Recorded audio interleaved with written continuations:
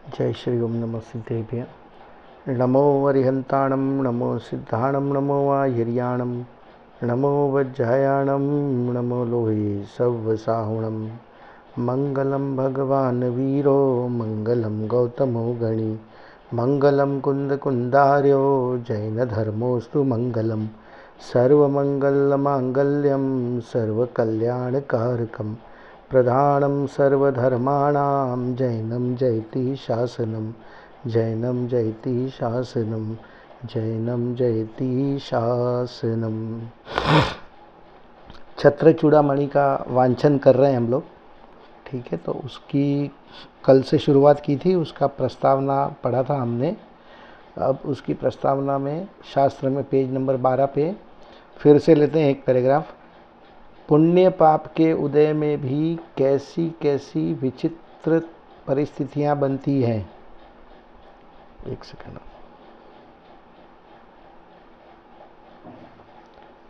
कोई कल्पना भी नहीं कर सकता था।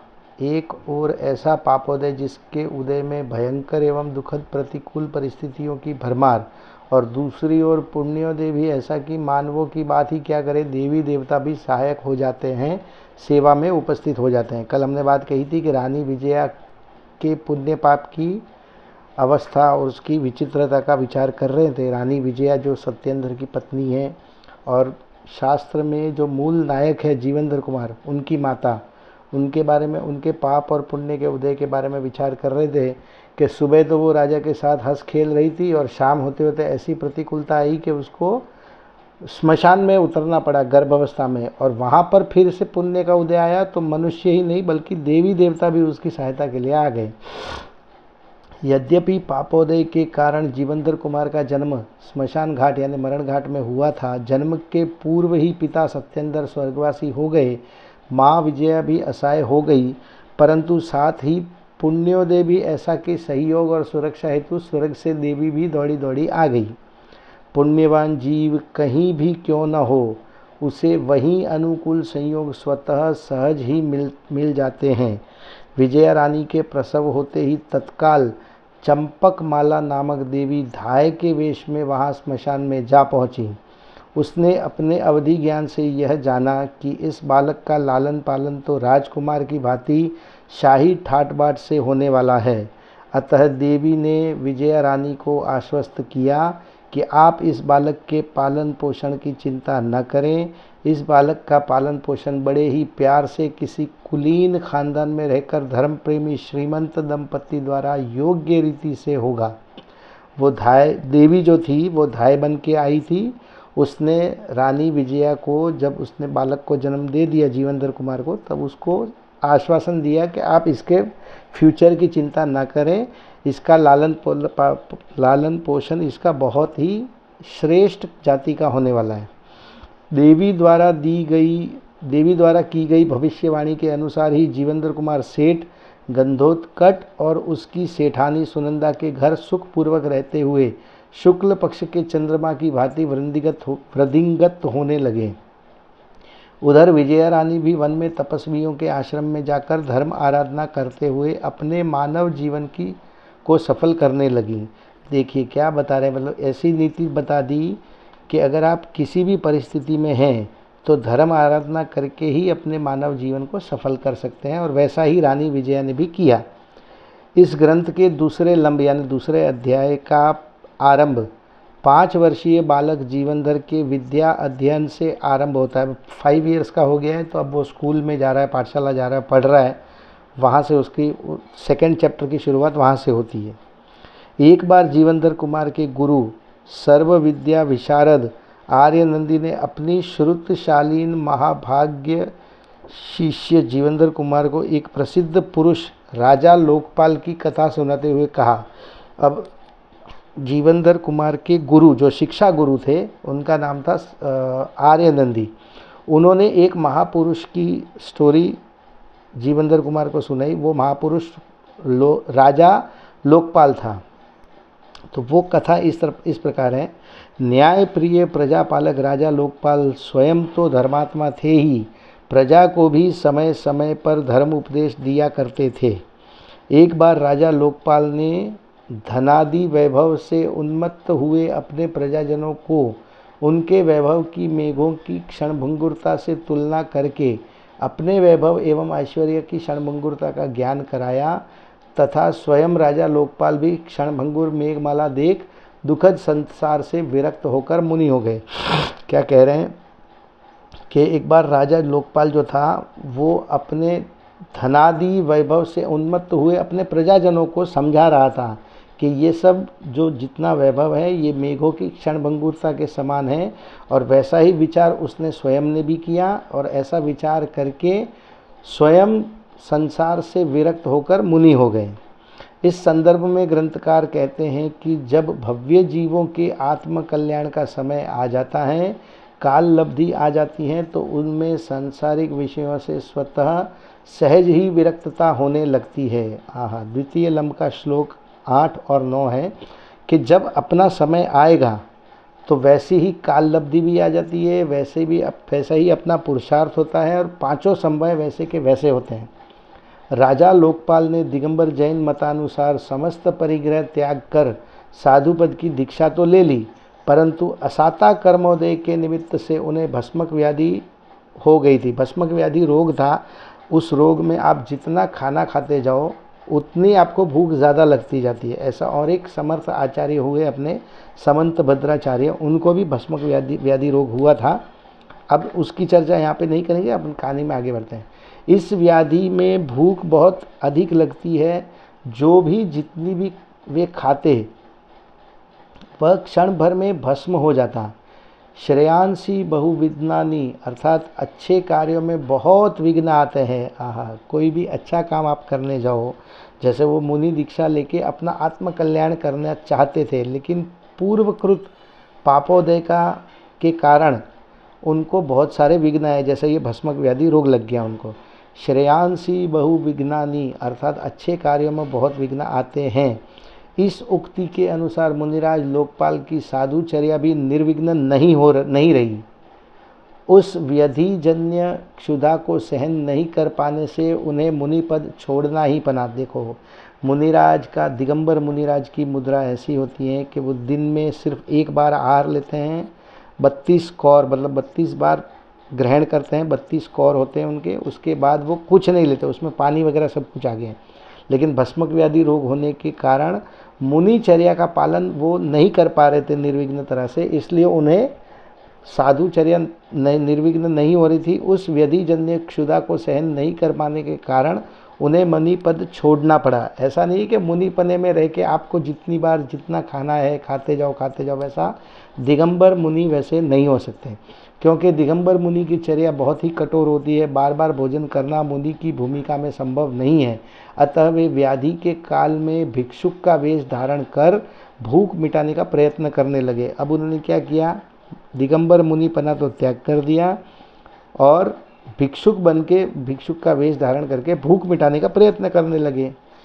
भस्मक रोग से पीड़ित होने से स्वयं मुनि पद से च्युत होकर भी सन्मार्ग प्रदर्शक उपदेश द्वारा संसार रूप रोग को जड़ से उखाड़ने वाले भिक्षुक वेशधारी वही लोकपाल एक दिन भूख से व्याकुल होकर आहार के लिए देवयोग से सेठ गंधोत्कच के घर पहुँचे।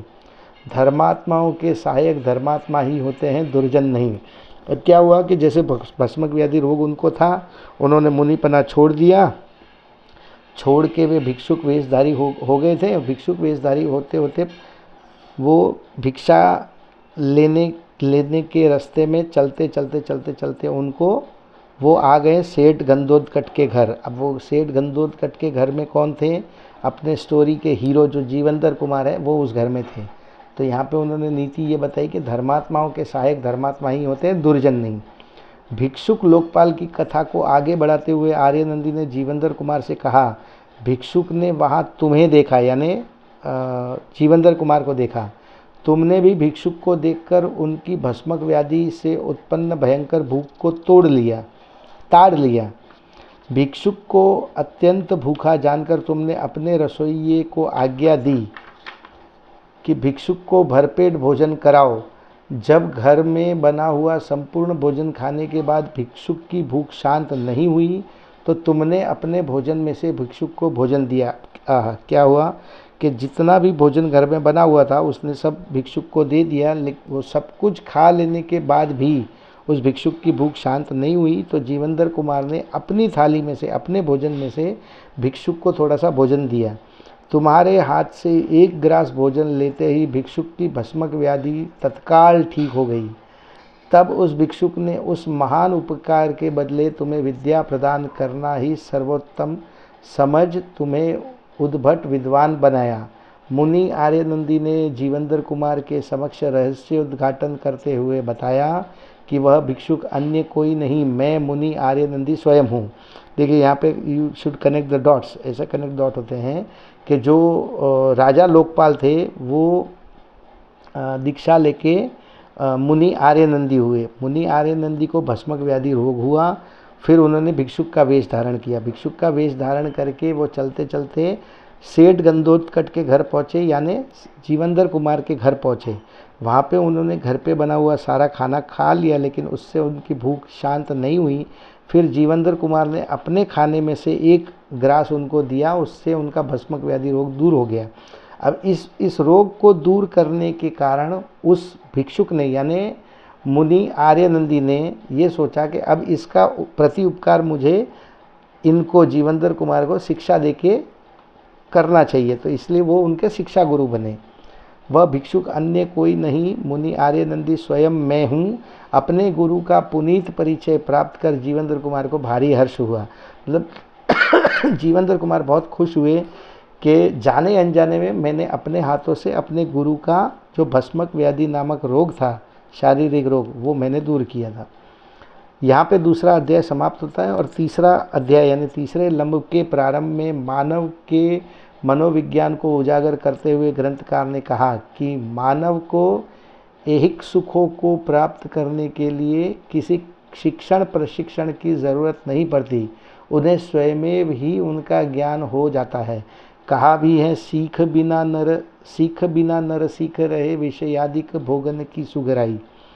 मतलब क्या है, जो लौकिक जितनी भी चीज़ें होती हैं, लौकिक सुख हैं, वो उसकी कोई क्लासेस नहीं लगती। वो जो जीव है वो उनमें सहज उसमें उलझा हुआ रहता है। इसलिए कहा गया है कि सीख बिना नर सीख रहे विषयादिक भोगन की सुगराई।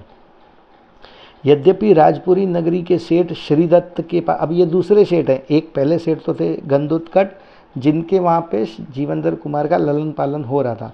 यद्यपि राजपुरी नगरी के सेठ श्रीदत्त, ये दूसरे सेठ हैं, उनके पास पिता द्वारा अर्जित बहुत धन था, तथापि उसे स्वयं के हाथ से धन कमाने की इच्छा हुई।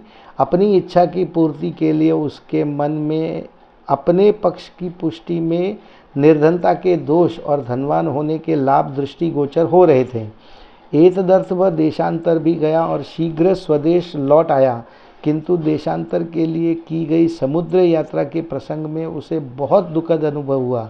भारी वर्षा के कारण जब नौका डूबने लगी तो नौका ज्यों ज्यों जलमग्न होती त्यों त्यों नौका पर बैठे व्यक्ति शोकमग्न होते जाते। अब क्या हुआ, ये जो सेठ श्रीदत्त था, वैसे तो उसके पास उसके पिता का कमाया हुआ बहुत धन था, लेकिन फिर भी क्या है, उसे लगा कि नहीं, मुझे अपने हाथ से अपना कुछ पैसा कमाना चाहिए। इसके लिए वो देश देशांतर भ्रमण करने लगा बिजनेस करने के लिए। जब जा रहा था या रिटर्न हो रहा था, तब रास्ते में समुद्र यात्रा में बहुत दुखद प्रसंग बना कि बहुत ज़ोर की वर्षा हुई और उस वर्षा के कारण बीच समुद्र में वो नौका डूबने लगी। और ज्यों ज्यों नौका डूब रही थी त्यों त्यों नौका पर बैठे व्यक्ति शोकमग्न होते जा रहे थे। तब श्रीदत्त सेठ नौका पर बैठे हुए व्यक्तियों को समझाते हैं कि यदि आप लोग विपत्ति से डरते हो तो विपत्ति के कारणभूत शोक का परित्याग करो। हे विज्ञ पुरुषों, शोक करने से विपत्ति नष्ट नहीं होती, बल्कि यह विपत्तियों का ही बुलावा है। विपत्ति से बचने का उपाय निर्भयता है और निर्भयता तत्वज्ञानियों के ही होती है। अतः तुमको तत्वज्ञान प्राप्त करके निर्भय होना चाहिए। तत्वज्ञान से ही मनुष्य को इस लोक व परलोक में सुखों की प्राप्ति होती है। बहुत ही गहरी और बहुत ही शानदार बात ये नीति का श्लोक इसमें बताया गया है कि आप अगर शोक से डर रहे हो, शोक से आप जितना भयभीत होगे उससे आप और नए शोक को आमंत्रण दोगे। विपत्ति से बचने का उपाय निर्भयता है। निर्भयता, और वो निर्भयता सिर्फ तत्वज्ञानियों को हो सकती है।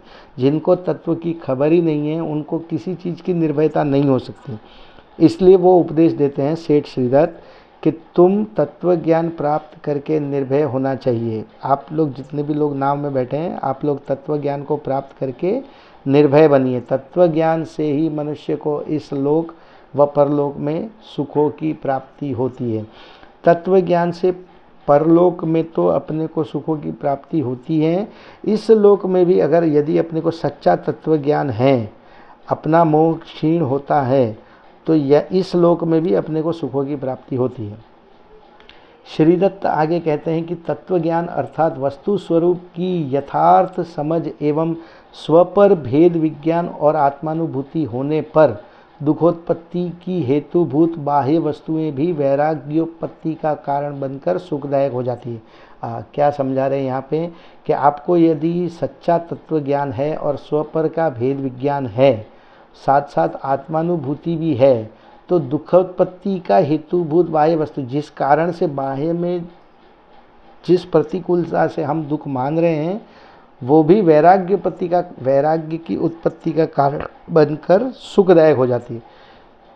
श्रीदत्त आत्म संबोधन करते हुए अपने आप से कहते हैं कि हे आत्मन, जिस प्रकार क्रोध लौकिक और पारलौकिक दोनों सुखों पर पानी फेर देता है, ठीक उसी प्रकार तृष्णा रूपी अग्नि अभय लोक को नष्ट करने वाली है। यात्रा के दौरान सेठ श्रीदत्त गरुड़ वेग राजा से मिले।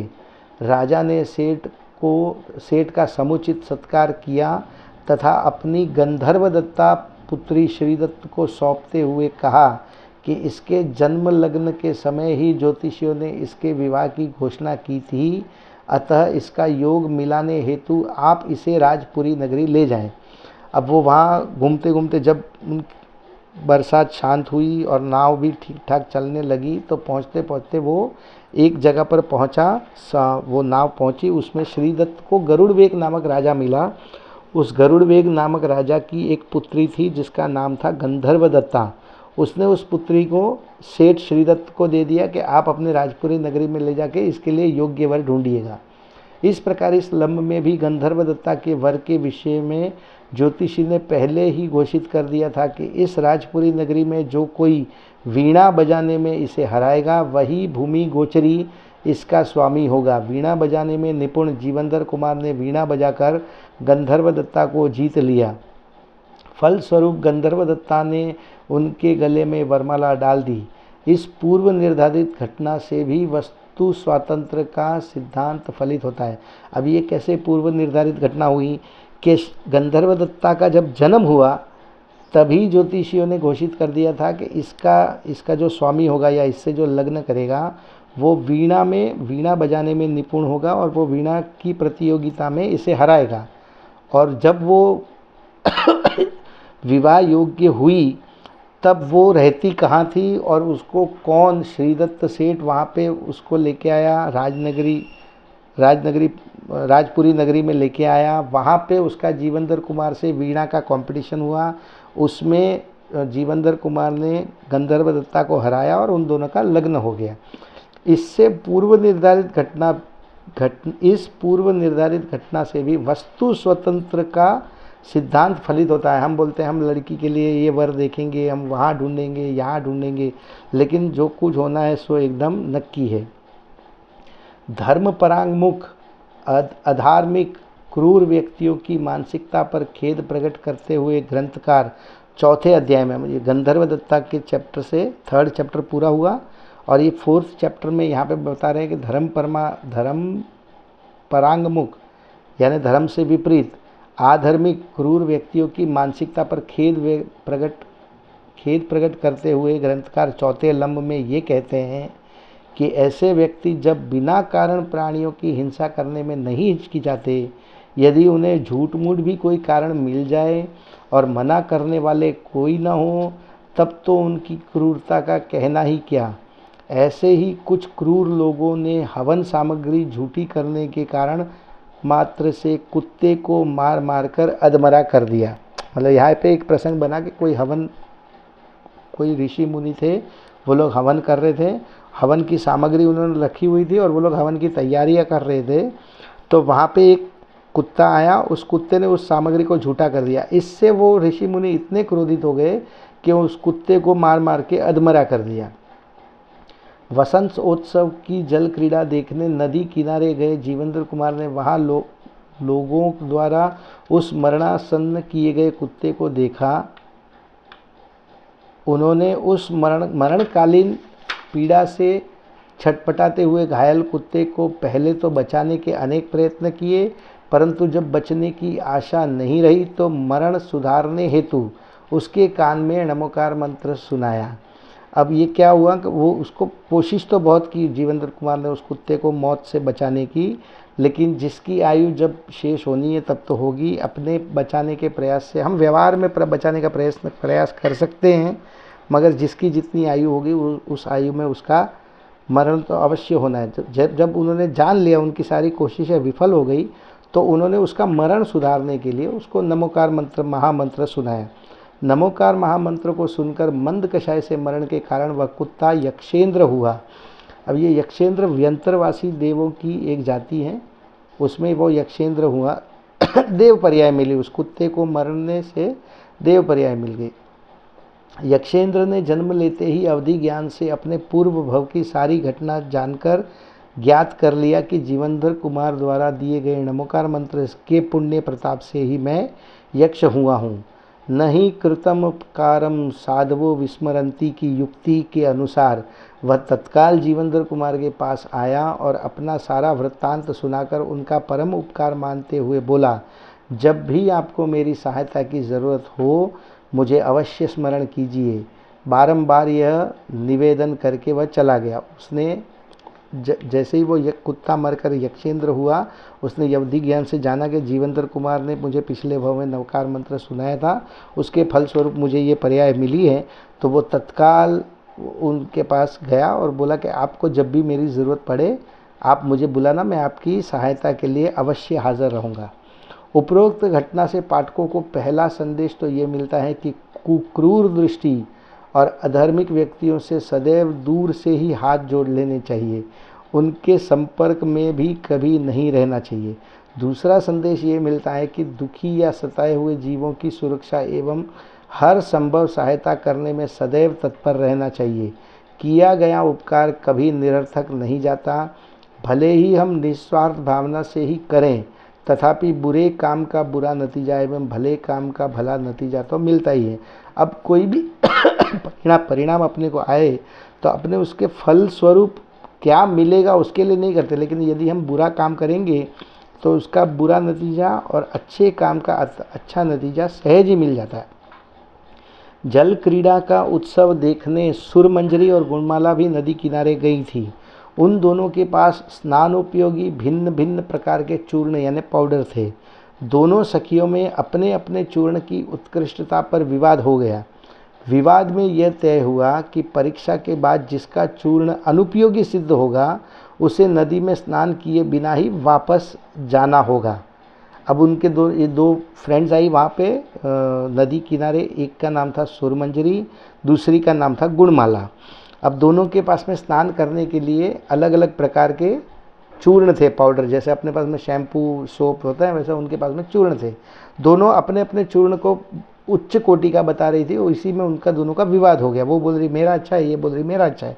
अब दोनों में विवाद हो गया। दोनों में विवाद से के कारण दोनों में फिर शर्त लग गई कि जिसका भी चूर्ण अच्छा निकलेगा वो तो उस नदी में स्नान करेगी और जिसका अच्छा नहीं होगा उसको बिना नहाए ही वहाँ से नदी से लौटना पड़ेगा। चूर्ण परीक्षकों के पास भेजा गया। परीक्षोपरांत जीवेंद्र कुमार द्वारा किए गए निष्पक्ष और सप्रमाण परिणाम के अनुसार गुणमाला का चूर्ण श्रेष्ठ साबित हुआ। गुणमाला नदी में स्नान कर कुटुंबीजनों और नौकरों के साथ वापस लौट रही थी कि रास्ते में काष्ठांगार के एक मदोन्मत्त हाथी ने उसे घेर लिया। इस मौके पर कुटुंबी जन तो डर कर भाग गए, पर जीवेंद्र कुमार जल क्रीड़ा के पश्चात उसी मार्ग से वापस आते हुए अचानक वहां आ पहुँचे और उन्होंने हाथी को अपने कुंडल से ताड़ित कर भगा दिया। मतलब हाथी एक मदोन्मत्त हाथी था काष्ठांगार का। काष्ठांगार वही है जो जीवेंद्र कुमार के पिता सत्येंद्र कुमार का मंत्री था, और फिर उनको मारकर जो राजा बन गया था, उनका एक हाथी था, मदोन्मत्त हाथी, वो पागल हो गया था और वो वहाँ पे सताने लगा था। तो उसको देखकर घर वाले तो उसके भाग गए गुणमाला के, मगर जीवेंद्र कुमार ने वहाँ पे आके उसको गुणमाला को बचा लिया। बस फिर क्या था, जीवेंद्र कुमार के पराक्रम, साहस और बुद्धि बल से प्रभावित होकर गुणमाला के हृदय में उनके प्रति प्रेम उत्पन्न हो गया। फलस्वरूप कालांतर में दोनों का विवाह हो गया। ठीक है, तो यहाँ पे ये एक 4th चैप्टर ख़त्म होता है।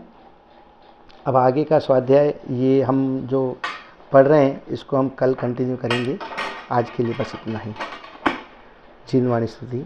हे जिनवाणी भारती तो हे जपू दिन रैन, जो तेरी शरणाग्रहे सो पावे सुख चैन। जावाणी के ज्ञान ते सूझे लोकालोक, सो वाणी मस्तक नमो सदा देत हूँ ठोक, सदा देत हूँ ठोक।